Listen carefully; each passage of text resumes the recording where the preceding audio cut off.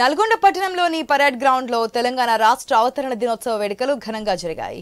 అమరవీరుల స్తూపం వద్ద నివాళులర్పించి జాతీయ పతాకాన్ని ఆవిష్కరించారు కలెక్టర్ హరిచందన్ దాసరి. ఈ కార్యక్రమంలో ఎస్పీ చందనాదీప్తి పాల్గొన్నారు. ఈ సందర్భంగా మలిదశ ఉద్యమకారులకు సన్మానం చేశారు. కలెక్టర్ హరిచందన మాట్లాడుతూ రాష్ట్ర సాధనలో అమరుల త్యాగం వెలకట్టలేనిదని, ఎందరో పోరాటాల ఫలితంగా ప్రత్యేక తెలంగాణ రాష్ట్ర కళ సాకారమైందన్నారు. ప్రతి పౌరుడు తన హక్కులను వినియోగించుకుంటూ దేశ సేవకు అభివృద్ధికి పాటుపడాలని కలెక్టర్ హరిచందన పిలుపునిచ్చారు.